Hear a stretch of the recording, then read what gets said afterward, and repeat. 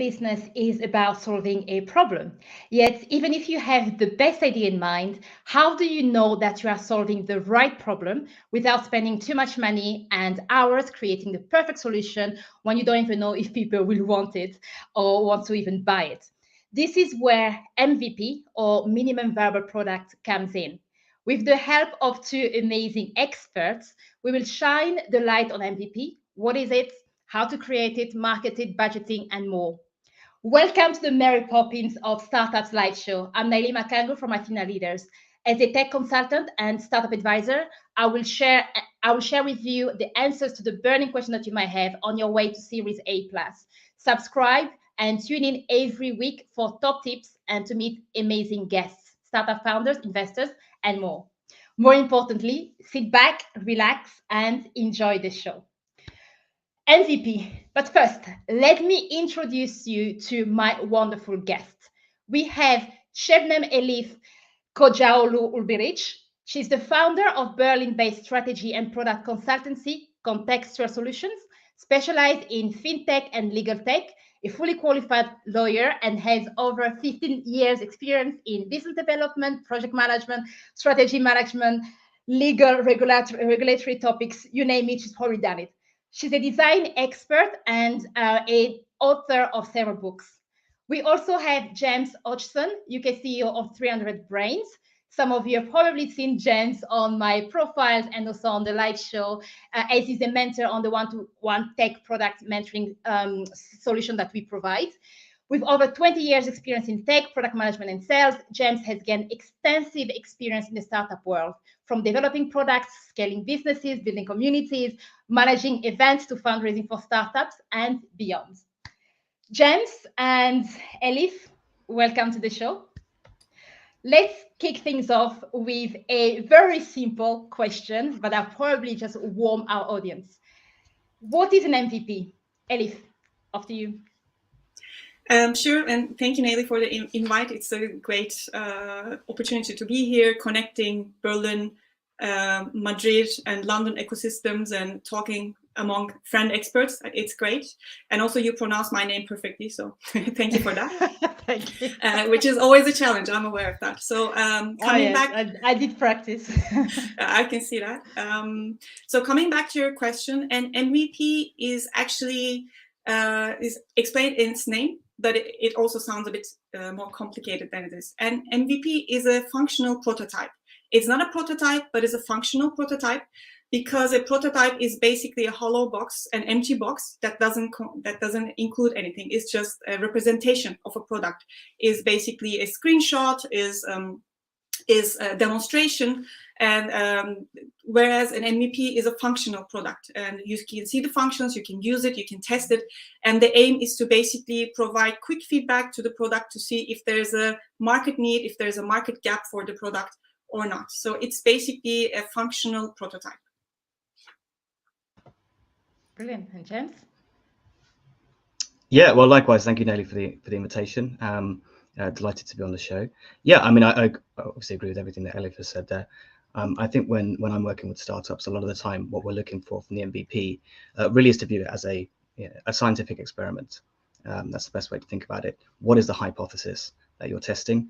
And a lot of that then involves trying to remove as many other variables that could affect the results as possible. So really trying to drill down on testing one specific problem, identifying who your target audience is, your target market, what is the problem that they're facing, and are they willing to pay for your solution that you're offering, and trying to strip out any additional features, anything else that might also look attractive and that you might want to add later, but really trying to just formulate that test and then see if you get the answer that you're looking for.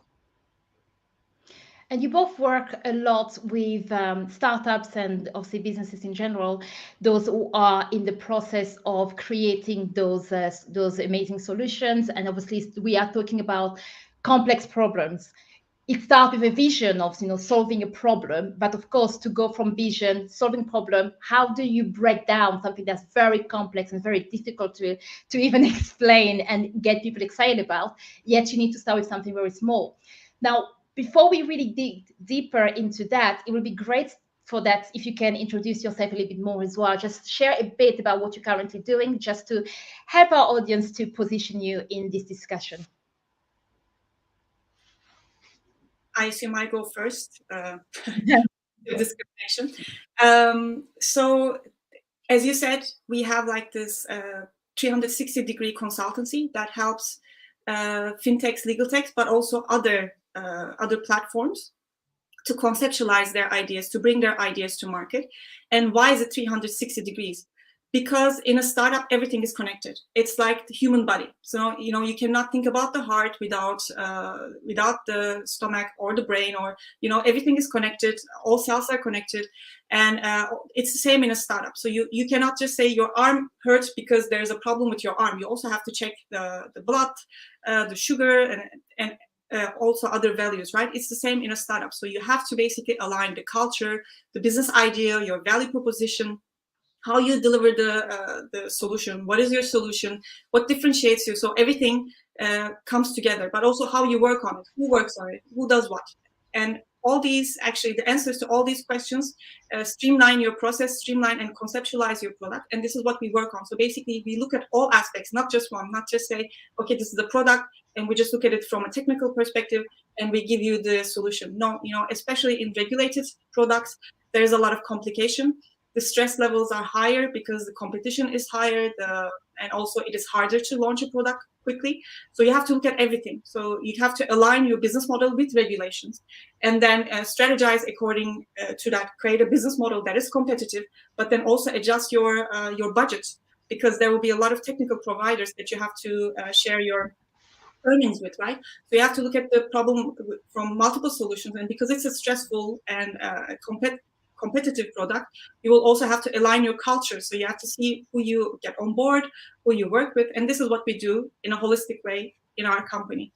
And basically, this aligns with the idea of MVP and agile development, and we work with a lot of entrepreneurs, startups, and SMEs in that sense. Brilliant, thank you. And James, what about you? Sure, yeah. So 300 Brains is a multinational IT consultancy and software development firm. So we work with tech companies or any company looking to be digital first in building their products or supplementing the tech team that they already have. We have our own, all our own in-house developers, all mid to senior with in-house experience based in Poland. And really we focus on working with anyone from startups all the way through to large multinational companies, but providing high quality and flexible and readily available remote development teams. Cool. So of course, with both of you, it's kind of fair to say that you have seen, a lot of startups, and I also work a lot with startups, and that question about MVP is always one of the most challenging. So if we believe that, it's kind of very straightforward, a lot of people understand what they need to do, where do you see the problems when you work with your clients when it comes to really putting this into practice and building the MVP? Elif, do you want to go first? No, okay. Okay. So the biggest problem that I see, Naily, and it's a great question, by the way, is that people do not understand or comprehend what an MVP is. So they just think whatever they have in mind. So let me give an example. I want to build a bank for lawyers, and I want to give them the opportunity to do their payments via this bank, to also have like different escrow accounts because they need different accounts for different legal processes. I want them to be able to check something simultaneously. So let's say this is the product I have in mind, right? And most founders that come to us think that, an MVP would demonstrate all this and more, and are actually basically getting it personal when we say we have to narrow the scope down, because you cannot launch a full feature MVP. That's not what an MVP is. An MVP is there for you to test your assumptions, because you might think that the lawyers might need a different bank account, a separate bank account, right? But maybe it is wrong. And if it is wrong, this will be a very costly lesson for you. So what you have to do is to basically narrow the scope down, make it a bit more testable, make it a bit more digestible, and then show it to your first users, to your first basically target customers, and then get their opinion. So this is what an MVP is. And the problem is that people don't understand why the MVP has to be planned the way it has to be planned. So why do you have to narrow it down? Why do you have to make it quick, cheap, because otherwise it just, you can build an MVP forever, right? Because you can build a product forever. You can always say, I want to be perfect. I want to add this and that and this and that. And this actually becomes way more complicated if you're in a regulated environment. So either you have to get a license, which would take 1 to 2 years, or you have to work with a banking as a service or a technical provider, which would also cost you, I don't know, a year of integration and a lot of fees. So before getting into all that, you have to basically test your assumptions in the simplest, cheapest, fastest way possible. And understanding this is the biggest problem. And then second, of course, prioritizing this. If they understood it, okay, we got it. It has to be simple, quick, efficient, fast. But how do we do it? How do we prioritize the features? That's our experience. And again, James, especially with the kind of work that you're doing, just to follow from what Elif said, when you get a startup that comes in and they have this idea of what they want to build and they don't really understand what they need to build small, how do you try and convince them to really see the benefits and just kind of guide them to embrace this idea of first let's do an MVP before we even jump in and add more features? Yeah, I think it's difficult. I agree with everything that Elif said. You really want to try and get that focus early on, and I think one of the main ways is to talk about, well, the more that we build, the more features we do build, the more difficult it's going to be to change track later.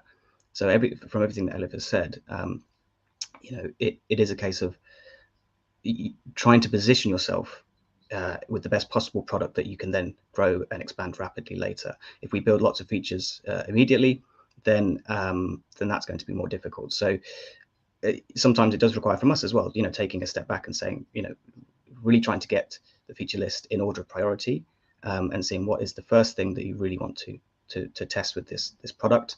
And then very much, from the software development point, we'll probably take a step back after that MVP is built and allow that time for the feedback to come on board, for the client to refine what they're looking to build, so that when we do go into the next stage of development, there aren't going to be further changes down the road. And actually that's going to save a lot of time, a lot of money, a lot of redesign. So it's better to convince any startup to get that focus right early on.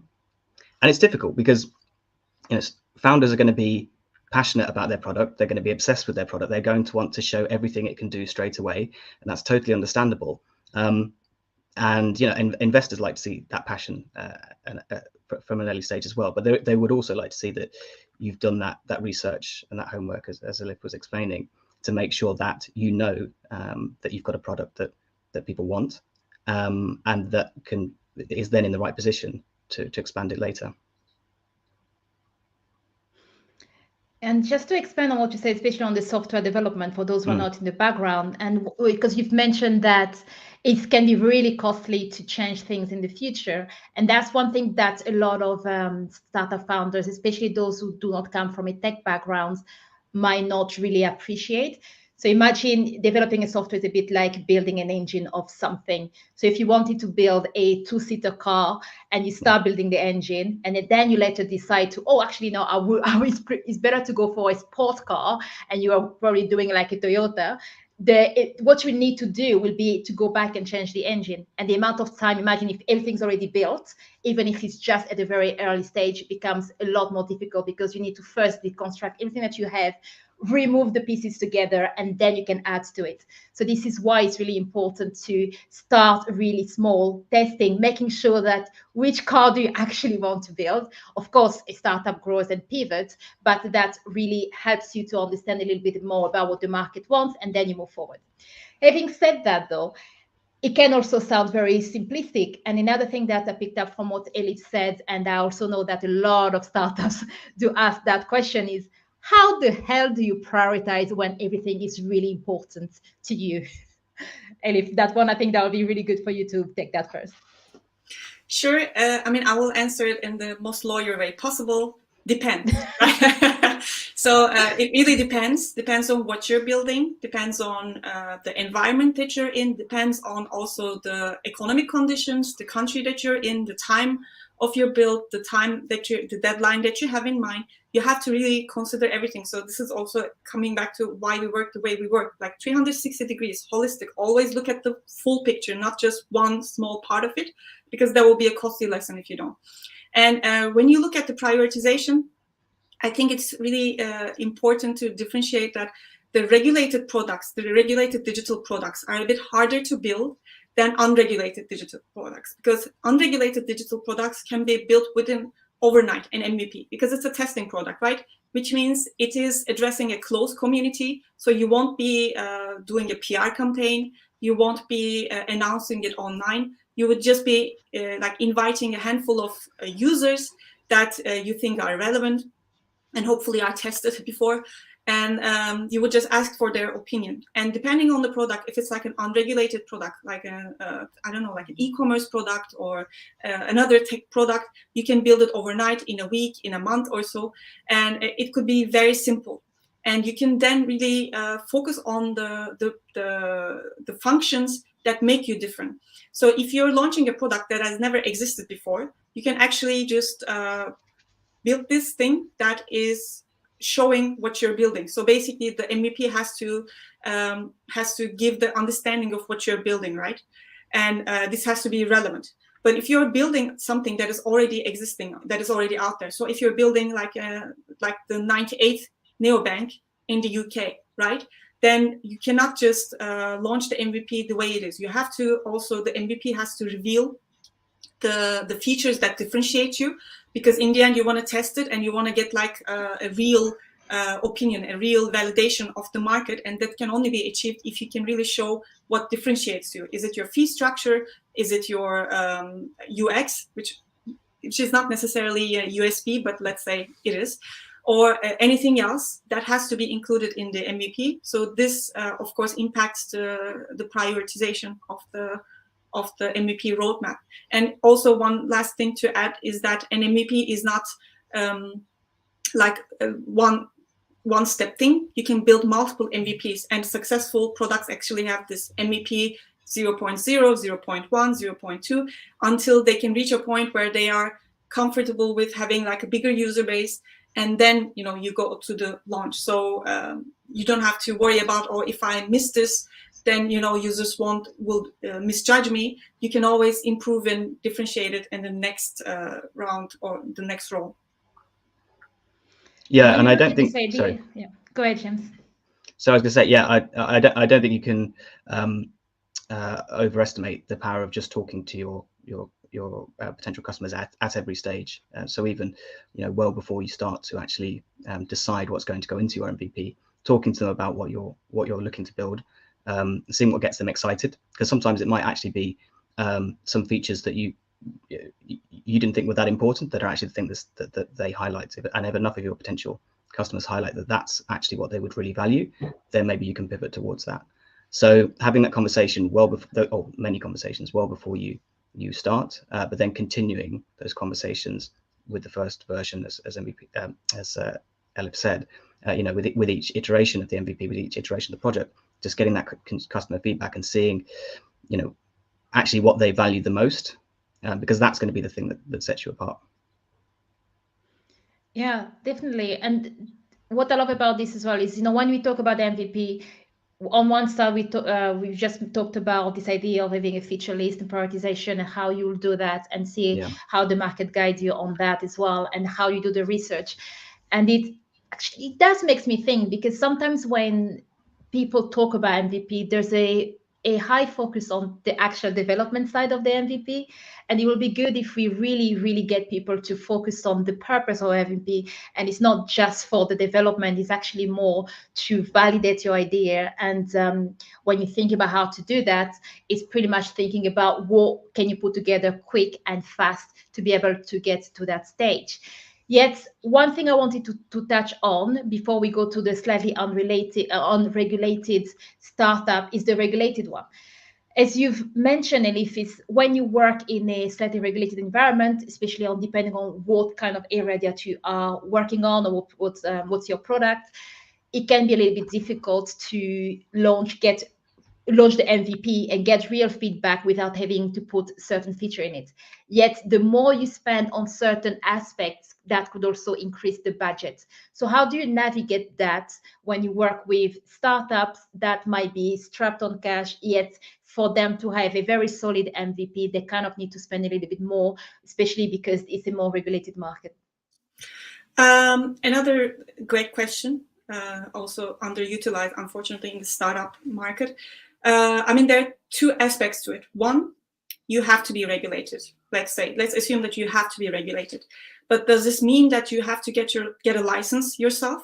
Because I see that a lot of companies, especially the founders that are not experienced in the tech industry, get really excited about the media coverage of the success of the fintech startups or the tech startups, right? And they want to have this. They want to have this glory too. So I want to be there. How can I achieve it? Let me apply for a banking license. It's not as simple as it seems, right? And it's super costly, even if you have the money. And I've never actually seen a founder that nailed the budgeting of a startup launch. They're always under the radar and get shocked when you say this will just increase, because there are waiting times. Always expect the unexpected, basically, right? Especially in a regulated environment. So what you can do to avoid this is to basically work with banking as a service providers, like working with payment solution providers, and also see, again, you know, coming back to the strategy, okay, do I really need a banking license provider, or for the MVP, can I just use like an e-money licensed institution, which will be way cheaper to work with, and it won't give me all the functions that I need, but I'm building an MVP anyway, so maybe this solution would be better and cheaper, right? So this is one way. It's basically looking at your regulatory strategy, looking at, you know, the providers that you work with, and always, of course, benchmarking on that. And then the second thing is, of course, touching a bit what James said, user research. So you have to have a user research if you're entering this unknown field, and it's always unknown. Even if it looks known to you, it is not. So you would never be able to think like a user, and that's just a fact. So accepting that, you have to always assume that there are different users. There are expert users and mainstream users. So expert users would be you, for instance, right? So if I give you a product, you will be able to give me your expert opinion. But would this actually represent the majority of the users? Probably not. So you would actually have to go down and get average Joe opinion on your product, and for that you need user testing. And when we talk about user testing and also market research, actually a lot of people misunderstand it, thinking that, okay, I have to build something and then I show it to my aunt and then I would just record what she says. I like it, I don't like it. It's not about whether someone likes it or not. It's about, you know, do you have the need? How do you fulfill the need? And is this thing that I'm building fulfilling the need of what you were supposed to do? Right? It's actually, there's a great book about it. I always recommend it to the founders that I work with. It's called the Mom Test. So basically you have to do the Mom Test. You cannot just go and say, Mom, I built this app. Do you like it? Will you use it? They will always say, I will use it. They will always say, I love it. I mean, if James comes to me and say, you know, I'm building this, what do you think? I would always tend to, you know, even if it clashes with my expert opinion, I would tend to give him my friendly opinion, right? Because he's my friend. So you have to go beyond that. And it's actually our responsibility to ask the smart questions to get the smart answers. And for that, your product testing has to be as conservative as possible. Shouldn't mention actually what you're building, shouldn't mention what you're doing in that project, your involvement, but should just say, okay, what is your need, you know, in this segment, you know, how do you solve your banking needs? Like, do you like the fee structure of your bank? Like, what do you use, etc., etc. And then just show your product, but from a functionality point of view, not say, do you like the UX? Do you like how it works? But more, you know, does it solve the problem that you have, right? So this is, I think, how you can also differentiate your MVP roadmap. So you can just focus on this problem, assuming that you had your research, you have validated the market problem, you focus on that, and that is your MVP. I hope it was clear. I'm sorry it was a bit long. No, it was great, actually. As you're talking, I was thinking a lot about some of the design thinking concepts, especially when it comes to testing the market. And you write on that. There's a lot of people, when they ask questions, you go in and do your research, but you want to validate the assumptions that you already have. You presume that this is how people will want to use it. This is how it's going this is how it's going to work. And the question that you have are not open-ended question, or even if they they are open-ended questions. You put a lot of bias into that because you really want to focus on this area. Whereas, as you said, if you learn how to phrase your question and as part of your research and your user testing in a way that really opens up the playing field and let people share with you their own experience, their own headaches in that area that you're focusing, of course, then you do get a better answer in terms of understanding what you need to build for your startup. Exactly. And actually this narrows down your search. If you do a smart research, you don't have to include like thousands of people to your research. I'm actually particularly proud of a project, a fintech product research that we have done 2 years ago, and we have included only experts because it was an expert product. And the questions that we included there was so ambiguous that no one included was able to figure out what we were building. And this actually is, it was great because it helped us to really understand what they were thinking without their biases, without them trying to please us, because a lot of people, whether you like it or not, will have perceptions, will have biases, would want to please you. It's their, it's how they're built. A lot of people are people pleasers, and they would also ruin your research because of their personalities. So you have to count in that, factor in that, and build as ambiguous as possible, like your research. And this is how you can actually like focus and understand the questions. And this will also lead you to your MVP roadmap.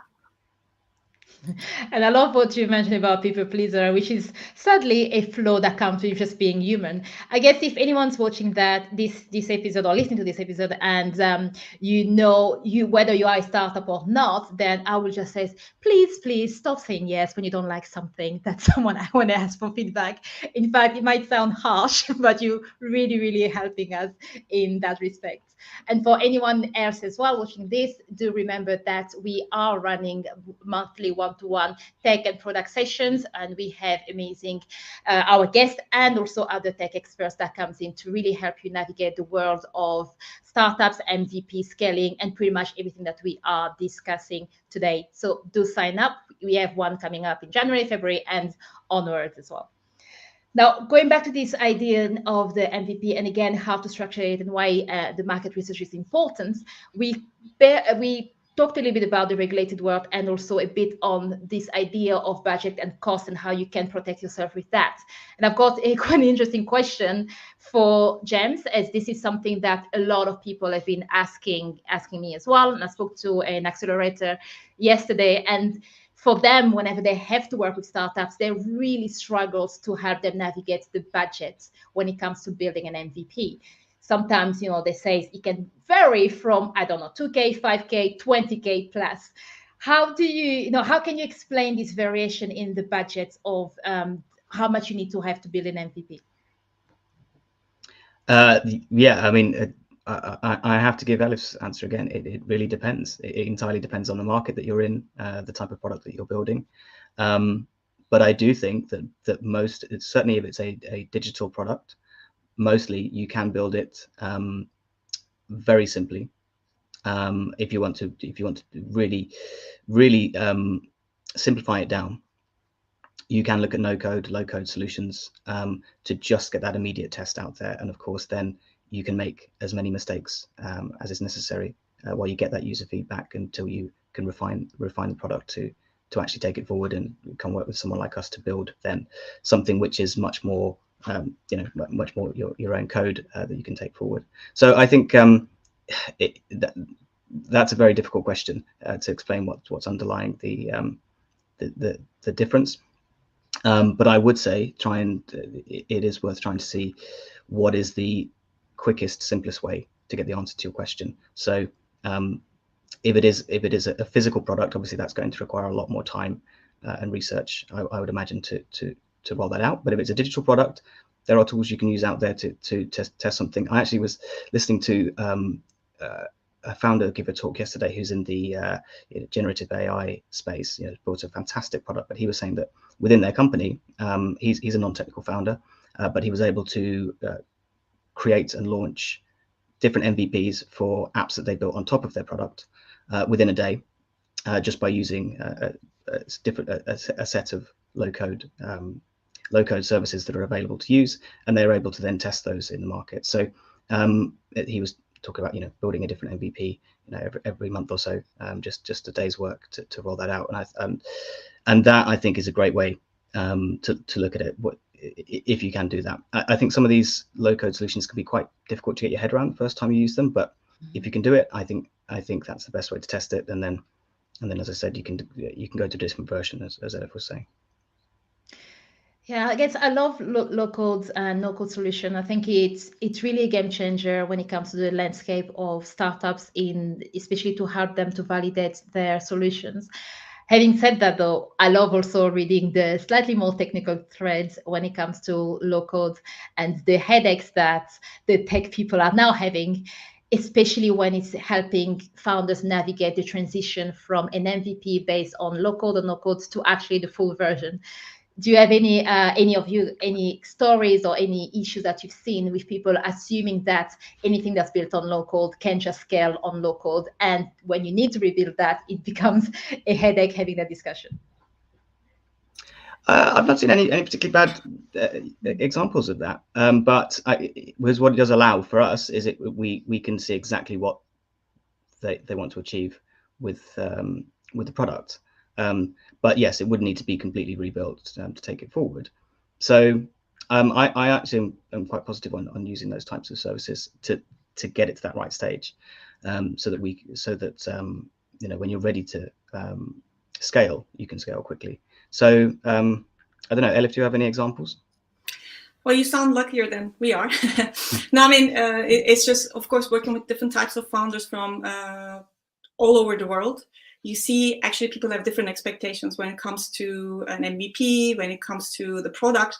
And sometimes you just give a budget. And like James said, you can actually roll out an MVP within a day. Sometimes it's just a landing page. Sometimes it's just a registration page, right? Which means that you just have to buy the domain, do a bit of design, and it will be even less than 1K, to roll this out. And obviously, this is not how your product will look like. And eventually you have to improve this.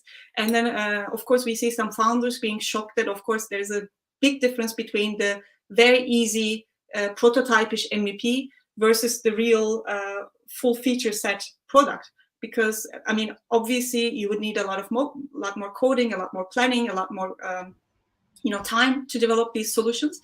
But most founders are not aware, so they think, okay, if MVP costs this much, we can also build a full feature set within the same time frame, within the same budget, but it's actually not the same, right? So you have to always consider that, because as I said, an MVP can be as simple as a registration page, a landing page, which doesn't cost much.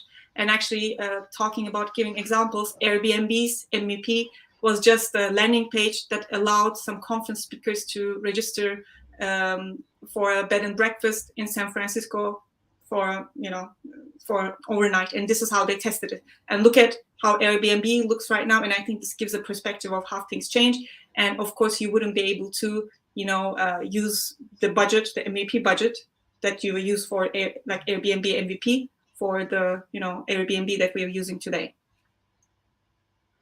Yes, and to add to that, one other thing that I see as well, because this is something that I do have to work a lot on with the startups, is that this idea of MVP being cheap or building on no code, but then feature increases. It started with, we're going to build something very small, and then we want to add this bit and this bit. Or maybe because you have an MVP, I want to scale very quickly and start using the MVP in many different scenarios. And that's when we start talking about, do we need a better database because what we have won't scale? Do we need to have more, especially the login? How do you integrate the login with different applications? How do you integrate our application with other applications, APIs, and all of that stuff? And I think this is something that, personally, I love. Whenever I work with startups, always try to do a bit of an education, especially if they don't understand the journey. And I think this is definitely something for startup founders to really, really read up a little bit more about. When you build the software, yes, the MVP will be fast, but when you scale, something as simple as building a login screen might not be as simple. I think it reminds me of one startup that came to me and they wanted to build a recruitment tech platform. They gave me one page of A4 saying that we want to build this. and we spend, you know, a lot of time trying to understand exactly what feature we need to do. And there's an exercise that I gave them. I asked them to think about how would you build a login screen that's very, very secure, and what kind of components you will need there. You know, for example, do you want to log in using your password? Do you want a link that logs you in from an email? And every single solution will cost different things and will be built very differently.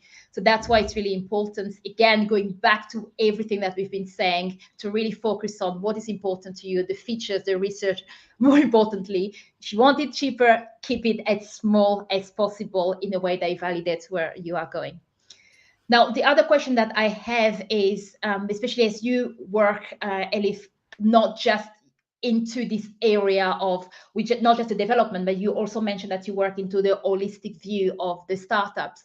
How do you help an organization, whether it's a startup or not, that already struggling to launch something, to help them with the holistic view of working together as a team, at processes, whether it's agile or not, because of course we know what agile could or could not be. So how do you help them with that? Honestly, we filter our clients a bit, so we don't work with everyone, which I think is, of course, commercially not so smart. But for mental health reasons, we prefer that, because sometimes you just see that the mentality doesn't fit the tech sphere, and you know that you wouldn't be able to fulfill the expectations of this person, of this entrepreneur. So then it's better to, you know, cut it off, you know, rip the Band-Aid off quickly, and basically not work with this entrepreneur or this company, because it just wouldn't work, right? And also we have built our processes, our client onboarding processes in a way that they have to go through a couple of, you know, steps, and during that time they basically can keep up or not. And if they cannot, this is also like a great way of filtering them, because it means that we won't be able to work together well, right? And actually, this is one of the reasons why I built the company, because I was just so sick of the people, you know, talking the talk but not walking the walk. I mean, if you look around, the tech world is filled with people talking about agile development, design thinking, sprint, MVP, but nobody is doing that. Nobody even knows what they mean. They just say it, and they just want to have like these super expensive products launched without any market research, without any user research, without any planning, any strategy. And I'm really against all this. And basically, as I said, you know, we filter our clients well. And for the others that come to us, I think they usually understand this, or they understand that we understand this better than them. And then we just give them examples and show, basically, you can really put it in math, you know, the budget of an MVP, and then also what you launch afterwards, and, you know, whether it makes sense to launch this full product beforehand, because nothing is as cheap as it looks in tech. I mean, everybody thinks that I can just go to a software provider and just build whatever I want really quickly. Fine, but that costs, right? Like you said, you have a registration screen. You need to have like the security, like the encryptions. You need to rely on cloud providers. Imagine that you're building something as simple as an e-commerce platform. You need to then have like these payment solutions onboarded, which then cost you like per transaction, right? These are all basically costs that you have to put on top of your software development and your ongoing software maintenance and more. So does it make sense that you really launch this right now? Or should we just test this, see how it goes, and then you know, work on that?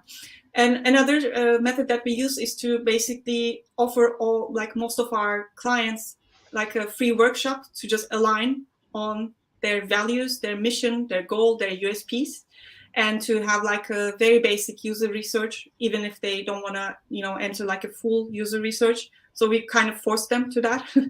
And this really, you know, allows them to see the market, and also to basically think out loud, to say out loud what they were thinking and what they were obsessed with.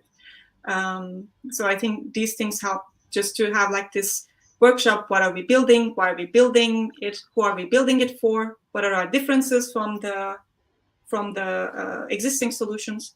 So we try to always answer these questions first before we start planning the product and everything around it. And this actually, you know, I love the way you structure everything, especially in terms of really getting them to slow down and think a lot about that. And that leads me to another question, just following on the process. Now you understand the use and everything. The other aspect that sometimes people overlook is the product discovery. Of course, this session is not so much about talking a lot about product discovery, as I'm actually planning on bringing someone else in the future to just do one episode on that, because I'm getting to the point where I thought, oh, you know, it's really important to do a product discovery to help us technical people to tell you how long it will take and how much it costs. Yet people love to skip that stage. So seeing that, James, you work, you know, in your business, you really help people build product, and I would assume that product discovery is also part of the tool that you use. Can you talk a little bit about that and why you think it's also important to help you even when it's time to validate the MVP? Yeah, sure. I think similar to what Elif was saying, you know, as much conversation and workshops that we can have in the early days to really try and understand who the product is for, what the main priorities are, and what the roadmap is going to look like going forward. Obviously, that helps us set up the team so that we can deliver as much value to the client in that first stage. But I think what often gets lost is that point of once you get past that MVP stage, then there will be changes. There may be changes in features. There will be unexpected, unforeseen. Either the client, you know, the client decides they want to focus on a different area. User feedback is suggesting something else, or indeed, you know, just changes to the market, or coming from our side from a technical point of view. And I think allowing that scope to make those changes is really critical at that stage, because it isn't as hard to predict. It never goes, as you say, quite to plan as we would hope that it does. So yeah, I think having those open, honest conversations at the start, and being coachable, you know, working with people like Elif and yourself, and a lot of discovery comes from that, just from having different voices questioning the product, questioning what your priorities are going to be going forward. But once you're sort of set on what you're going to build, then obviously delivering that piece, reviewing it, and then moving on to the next stage. So I think taking it those iterations and being able to have those slight changes to plan along the way is important. But yeah, it's completely different with each product. I think that's why it's such a fun industry to work in. Yes, yeah, I agree. And even when you talk about this idea of kind of growing the product, and again, it goes back to something that was said earlier, how you build an MVP, you develop that, then you have another MVP for another line. This is something that I see a lot as well, as sometimes it's difficult for founders to grasp their head around the fact that even if you're building one product, one solution in your head, conceptually, it could actually be 3 different aspects or part of the software that in the technology world, we need to kind of integrate and work well together. And that's why it's important to have an MVP on different areas. And if you're going to have such a complex solution, do focus on one, grow it, and go on the next one. Otherwise, you use a lot of time for people to kind of work on 2 different solutions with a small team.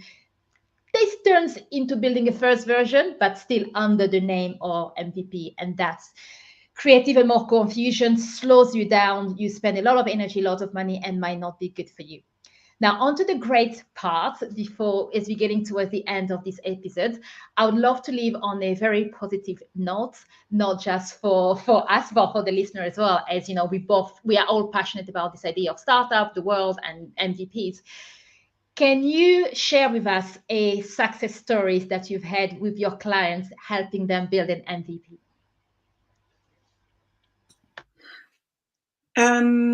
Yes, and many actually, and they all had something in common. Like James said, they were all coachable. They were all prone to feedback because, like we said, I mean, MVP is to test the waters, right? And sometimes people think that if they made a mistake, or let's put it that way, they think that if they have to pivot, that's a mistake, and that brings shame to them and their entrepreneurship skills. It's not. Actually, if you can, detect a mistake or like a wrong going, like a wrong direction, and you can change that in time. That shows what a great entrepreneur you are. And all the great entrepreneurs, whether you like them or not personally, or the products that we have built, had this kind of